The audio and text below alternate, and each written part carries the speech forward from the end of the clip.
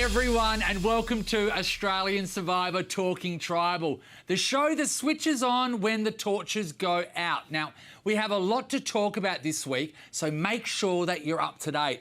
If not, you might want to take a pause and catch up on template because we're about to reveal some big spoilers. Now, I'm your host, Nathan Morris, and joining me, as always, is the man himself, the legend. He's wearing my shirt this week. Luke Chokey! Ring-a-ding-ding, it's the king! Hey, mate! Hey, Luke, it's been a huge week on Australian Survivor. We're seeing a lot of tension build up between the tribe mates and the teams are dividing into alliances. So which players are standing out to you? Look, once again, King George is making his mark on the game. Love him. He's unpredictable. He's awkward. I like unpredictable, Yeah. and he's also, as you said, a bit awkward, but I think he has good game awareness. He understands where he sits in the tribe. His social game is gaining traction. Yeah. He's bringing across Baden. Yes. You know, unlikely How couple the there. hell did that happen? Hey, that's what you need in a good game of Survivor, is unlikely alliances. What I really like about George as well at the moment is he's emotionally on a cliff and he could fall at any minute, and I just can't wait to take the plunge with him. Yeah, Do you yeah, think? yeah. Unbelievable stuff. Now, we'll dive into that a little bit deeper, but first, let's look back at the big week of Survivor.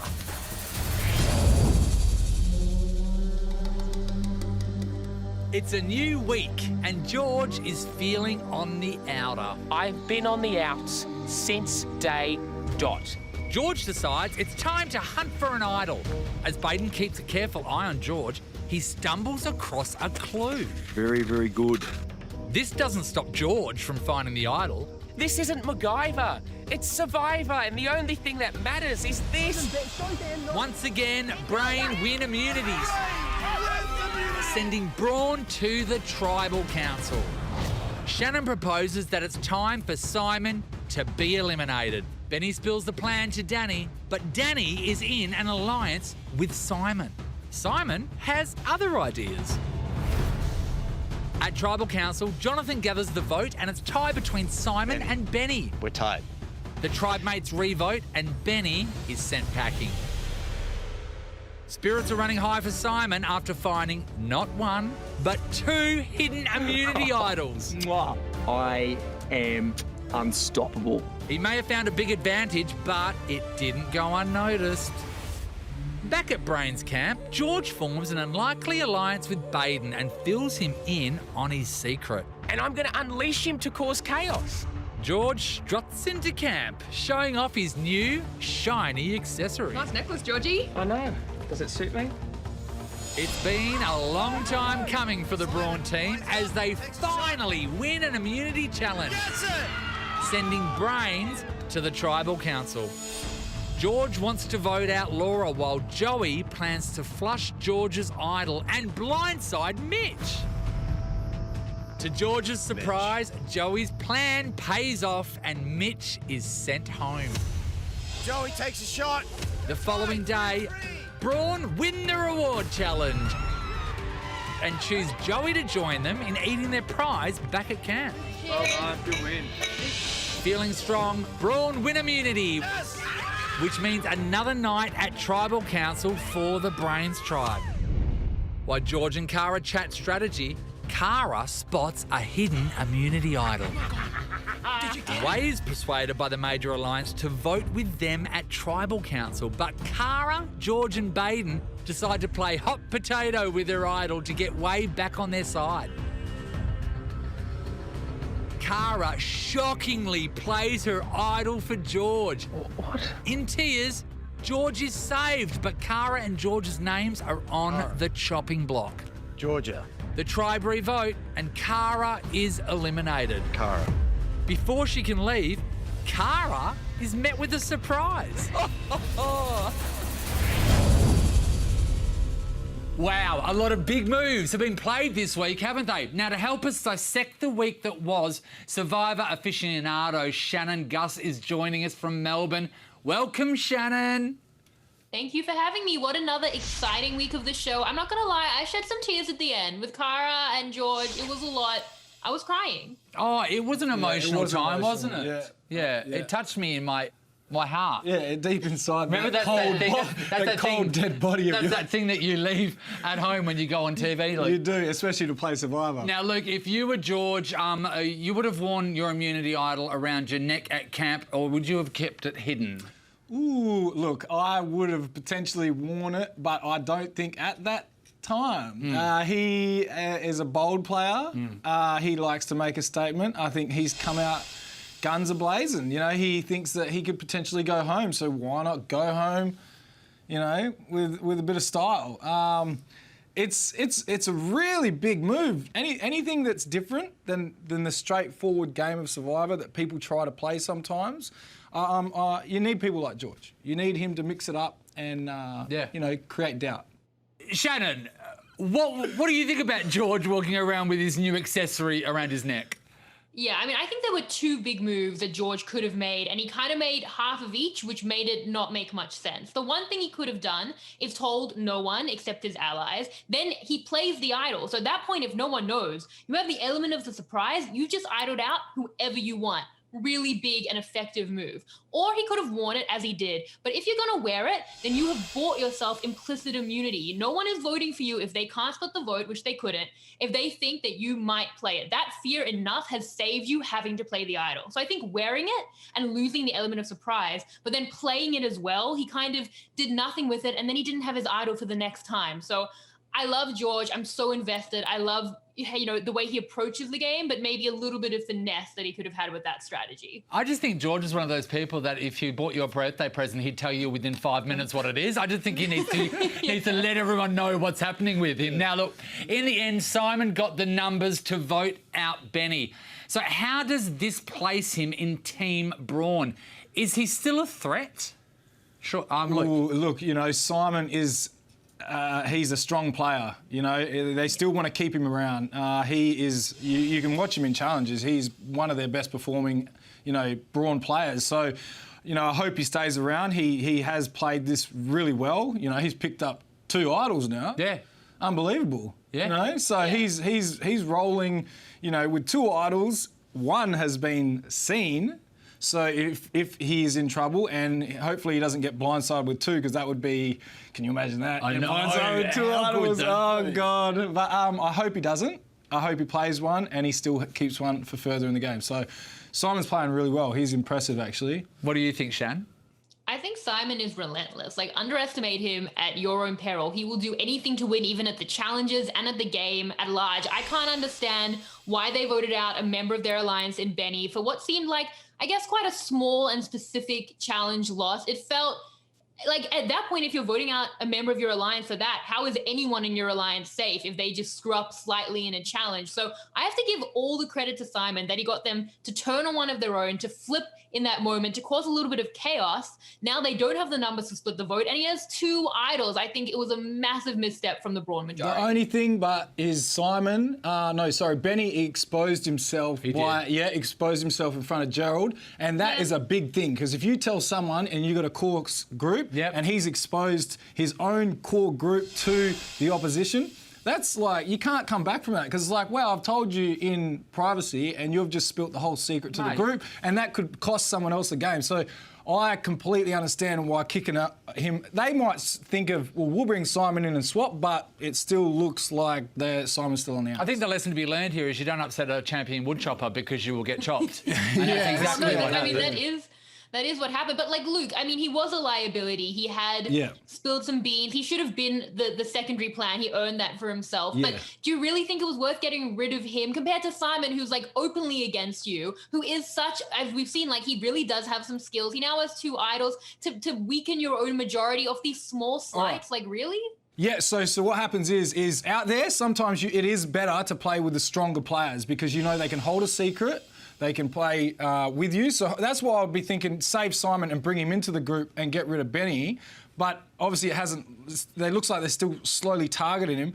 But I see that there's the idea that Benny was a liability. Like he was a player that could potentially just, you know, play a game and spill secrets and stuff and slowly keep working his way to the end, where you want to build a core group when it comes to merge. And I think Simon would be a better Brawn to stick with, go merge, than Benny that can't even hold a secret and is ruining the tribe. And also, this is a small thing, but when you're out there, is like, when you are so keen to play this game, like you're a Survivor fan, you're out there, you're fighting for your life, and someone's just sitting there and doesn't really care, well, get gone. Yeah. Like, because we're all here to live out a dream, to try to win. We're all sitting there, and I understand, but Benny should have fought. He didn't fight. It didn't seem like he wanted it as much as Simon. And that's what it came down to. Simon wanted more. He stayed in. Great for Simon. Benny should have fought, and I hope that, or I don't hope, but he'll probably regret it now, I'm sure. Like Shannon, Luke just loves him, Simon, because they have the same Speedos. Now look, when Joey visited the Brawn camp, do you think he spilled too many secrets about his own tribe? Luke, would you have done that?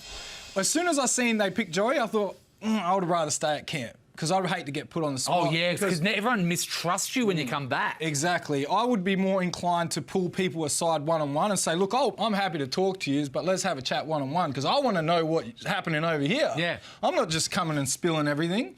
Let's see where the dynamics land on your side, and I can do a bit of give and take. Yeah. So, yeah, I disagree with just being caught out and letting the whole group just ask you questions you can fire back. He did try to dance around it a little bit, but he still answered with the issue, like what had happened. So, it's a hard thing to be in, isn't it? Because you don't want to give away too much, but yet you want to be attractive to the other tribe in case of merge.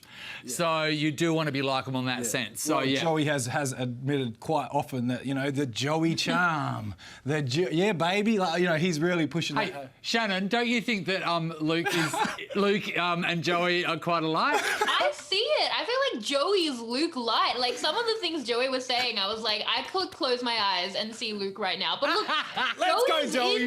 But he's in a good spot, right? Like, he's at the top of the majority on Brains, and they have barely spent any time together. They're on different tribes, but him and Simon, I can just see it. They're like a match made in alliance heaven, and I think Simon is going ahead. He's gonna wreck the Brawn tribe with his idols and these other possible connections, and I think Joey's the guy to do it with. Yeah, personally, I think you're a lot more like Emmett and his bike shorts.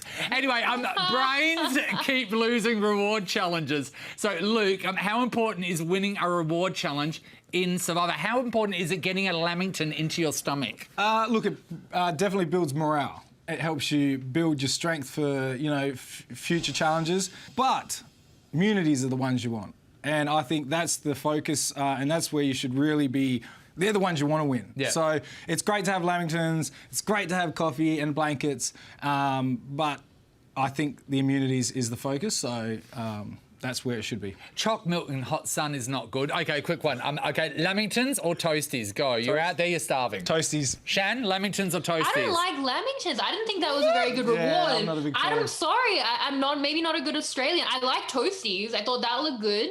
But just like Lamington, give them some, I don't know, some protein? I don't know. Shannon's getting deported after this episode. I'm getting fired at least. Now, an unlikely alliance has formed between Baden and George. Is it good to keep your friends close and your enemies closer, Luke? Look, I think the situation between Baden and George is really quite special. I think Baden has actually shown to be a quite impressive player in the fact that he's great at challenges. He seems to be, as much as he's on the outs, he's still liked around camp. Yep. George has actually nearly put the fear of God in him to say that I'm the best player. Yeah. Like, play with me. Like, how does someone that he hates Baden has realised that George has good Survivor knowledge. And maybe because Baden doesn't, he's realised, I'm going to attach myself to this guy because he might take me further in the game. Well, which is quite impressive to see Baden really look through the personality dynamics and actually see that it's good for his game, which is what makes a great player. So, Baden impressed me. It's like one of those people, I think everyone at every workplace has one of those people at work where you work really well with them, but you would rather not hang out with them outside. You know? Yeah, kind of like us, after this. Oh, no, we're best friends and we have heaps of sleepovers. Shannon, what do you think?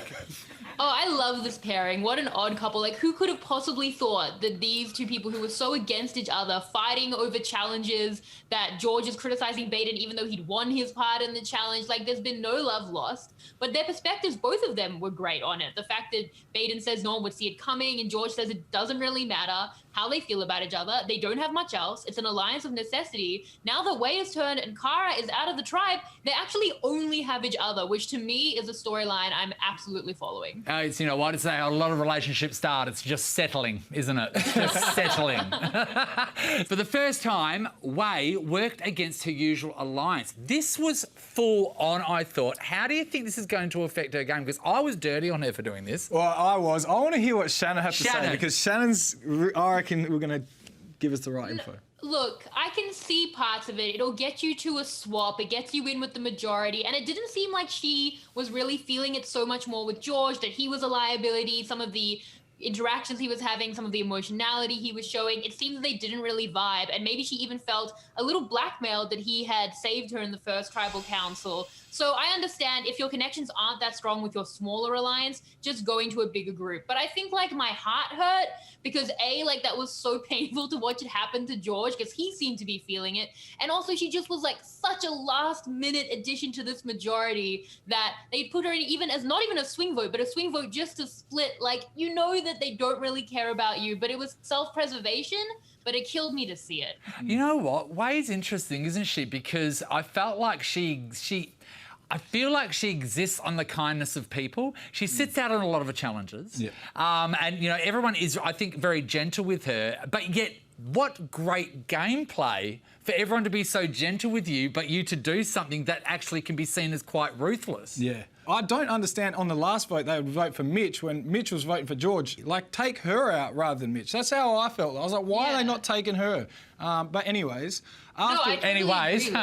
No, well, I mean, I think that's like a running theme of this season, I think, of these majorities maybe getting a little cocky and taking out people they don't need to who could be a number for them. We saw it with Janelle, for example. We saw it with Benny. We've seen it with Mitch. And then the next episode, they're struggling to get Wei in so they can split the vote. You could have split the vote with Mitch had you voted Wei or Baden or Kara out, these allies for George last time. So I don't know why they went to Mitch first. Super I confused. think it was a big move, but you lost a potential number who was willing to work with you. I do have to say, though, I really liked the fact that Wei just told him to his face, I don't know if I'm going to keep with you.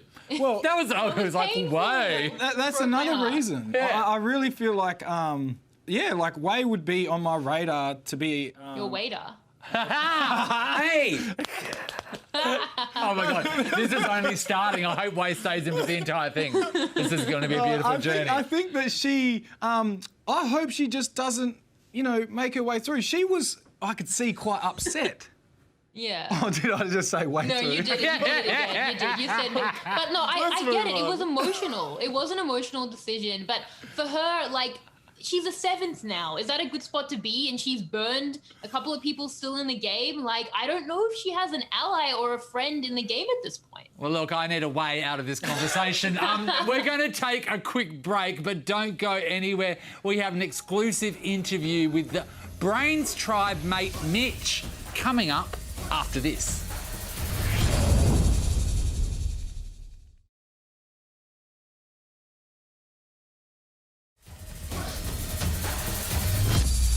Welcome back to Australian Survivor Talking Tribal. This week, the Puppet Master got the chance to chat with Brain's tribe mate Mitch about his time on Survivor. Take a look. Welcome, Mitch. Appreciate you coming on. It's good to meet a true hero of the game. Thanks, mate. Yeah, it was, I have lost twice, but that's something now we have in common. George was wary from you from day one. Why do you think that was? Look, I don't know, even now that I've seen it, he seemed to think I was, or certainly it seemed like I was the authoritarian member of the tribe, leader, I guess. It's definitely not a role I wanted. I was desperate not to be made any form of leadership in Survivor. I mean, it's a quick way. As soon as you put your head up, you get it chopped off. So, which is, I mean, this is really just showing that that's true, isn't it? Yeah. So perhaps George didn't like that. I also think there's just a chance he didn't like me, or there was some complex feelings there that I don't truly understand. But I totally respect that. People don't have to like each other. I thought George was really nice. Everyone liked him. He was funny. Everyone liked his jokes. And it was only at the tribal that I felt that, ironically, when he was calling everyone else out as being fake, that I thought, well, George, no one saw this coming. We were all a bit unsure if you're fake. And so at that stage, I sort of started becoming very wary of George. But up until that point, I thought he was a nice guy. Yeah, okay, because you did look really surprised in tribal. And so I was just wondering what was going through your mind, as that played out and he played his advantage. Yeah, I've always known that my eyebrows are my weakness because they can be quite expressive. And so I think I had a single eyebrow raise and JLP noticed that, quickly picking up my perhaps surprise. The idea of an advantage of that scale in the first tribal council, I said it at the time. I'm like, option A and option B for me, both walked out the door. So I was not prepared with an option C. Yeah, you've always got to have an option C, D, and E. Definitely. So how did it feel to be blindsided by your own alliance? Yeah, look, I think, again, this is all in retrospect, but I think I was trying to play off the middle too much. I was trying not to stick with one alliance or the other. So the idea that I was in with Joey, Andrew, Georgia, and Laura, that's not really the case. I was on the bottom of that alliance. And so I was either going to be on the bottom of that alliance or I was going to be somewhere in the other alliance. Getting blindsided by them, that was perfectly predictable. Ultimately, they were always going to blindside me. It was just a matter of time. I just regret not going into tribal council and just exploding, just going, and you're all going for division.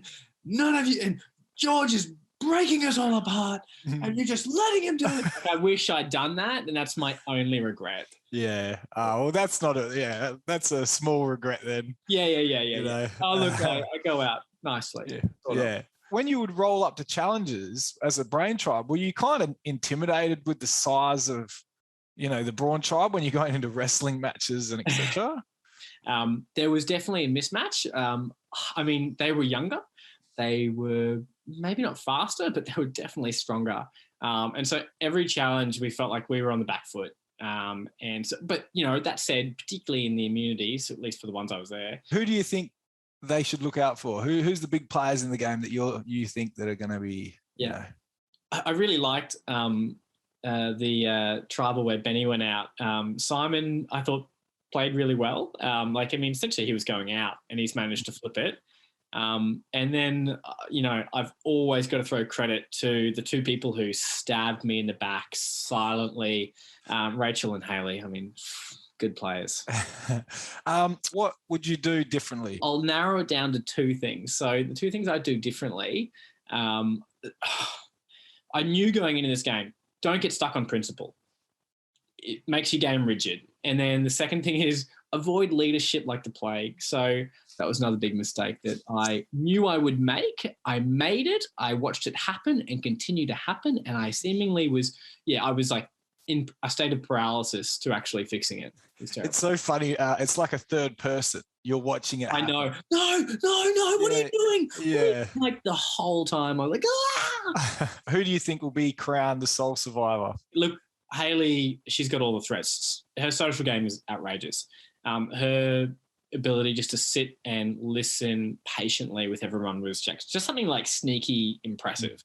But she's also a massive physical threat. There's no challenge she hasn't dominated. Awesome.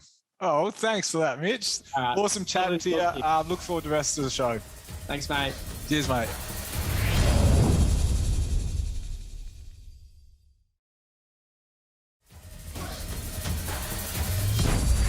Welcome back. As we saw, Luke spoke to Dr. Mitch about his time in Survivor. Now, Shannon, what do you think about being a team leader like Mitch in the first couple of weeks? What's the pros and cons of that?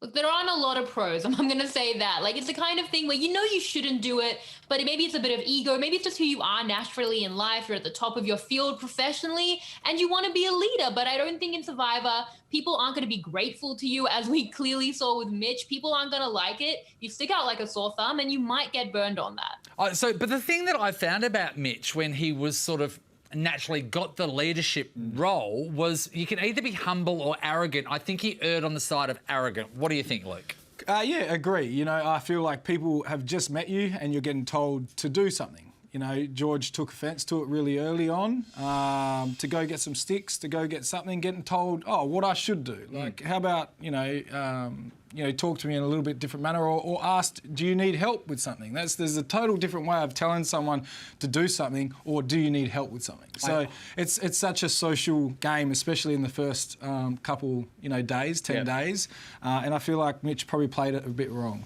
I shudder to think how many rashes Mitch was showing during his time on Survivor. Joey pulled off the Mitch blindside. Is Joey one to look out for? Do you think this makes him the new team leader, Shan? Yeah, I mean, he's definitely, I don't know if he's the team leader, but he's clearly at the head of the hierarchy. We've talked about, we don't think it was necessarily a great move to get rid of Mitch, who was voting with you or was prepared to vote with you. But I do think he's clearly got some good numbers together. He's absolutely ruling the roost over there. And as I've said, he has, I think, some options on the Brawn tribe. So I think Joey is building a bit of an empire. Now, Luke, what do you think? Yeah, look, Joey speaks up and he seems like he's, exactly what Shannon said. He's getting a bit of a group together. It was noticed, it has been noticed that his group and his little tribe or his group of alliance is actually steaming forward, but he's also, winning at tribal council. So he's also taken that. I think that he's good position to make it to merge. And as we know, Joey is this year's Luke. A lot has happened to George this week. His idol was flushed. He's lost Cara and looks like he's lost Way. Now, where does he go from here? Well, George has been on the bottom a few times, so it's George. I expect big things. I think that from here, he has to get a tribe swap. He needs a twist, which is where we're looking around that time. There could be another tribe swap coming. So I think timing is everything, and I think that his timing might just work out for him. I cannot have George lead this show. I can't. And like I've said before, I will be okay with cameramen throwing idols at him. What do you think, Shan? I would have said that there was no way he was going to survive this week, let alone with them going to 2 tribal councils and he lost his idol. I thought he was out the door. And I think that now. I think that if, as Luke said, he doesn't get a swap or some sort of advantage, he's out. And I'm sure he'll prove me wrong again because King George has 9 lives in this game. I'm absolutely here for it. I have no idea with any expertise how he's going to do it, but I'm looking forward to watching it happen. If anyone can do it, George can. Now, Cara took a big risk playing her idol for George. Would you have done the same, Luke? Because I was like, what are you doing? She kept the rotten egg in the carton. That was a horrible analogy. She's like, oh, I hope you sleep well tonight. But I think that it's those moments in Survivor is what makes Survivor so great. I know you agree with me too, Shannon, because when she said, I'm a mum. Oh, I'm a mum. That was so beautiful. Now, how do we think Cara will fit into the Brawn tribe? That was a twist, wasn't it, Shan? I mean, Cara is not necessarily Brawn. Cara is all heart. She didn't take a risk here. She self-sacrificed for George. It's something that, on your season, Luke, on your first season, the Tarzan did for Tess. And that is just, a special type of human, and it's beyond the game. So, look, any of the Brawn tribe would be lucky to have an ally like that. And they're so divided and looking for numbers. I think she's going to have her absolute pick. And honestly, she deserves it because it was just such a beautiful human moment. Let her go and be the queen of Brawn, I say. You don't like what happened at the end, do you? Oh, look, I do not like it, but Cara is exceptional, and I would love to see more of her. She's a mum. If anyone did. She's a mum. Look, unfortunately, the show must end here, but before we go, Shannon, would you give a trophy for the biggest play this week? Milady. I'm going to have to give it to Simon. I still disagree with you, Luke. I think whatever liability he was tomorrow's problem. Simon was a problem for today, and he has shown it. He's somehow convinced him away from a fairly logical play and then found 2 idols. He is an absolute menace to the Brawns. He deserves every bit of it, and he would get my trophy of the week. Luke, quickly. Simon, Simon. I'm agreeing. Done. Same speedo, see what I mean? A big thank you to Luke and Shannon for joining us again. Keep watching Australian Survivor Sundays, Mondays and Tuesdays at 7:30 on 10. And a new Australian Survivor Talking Tribal episode will drop every Tuesday night on 10 Play on your favourite podcast app. Now, before we go, here's your little sneak peek into next week's episode of Australian Survivor. Bye for now.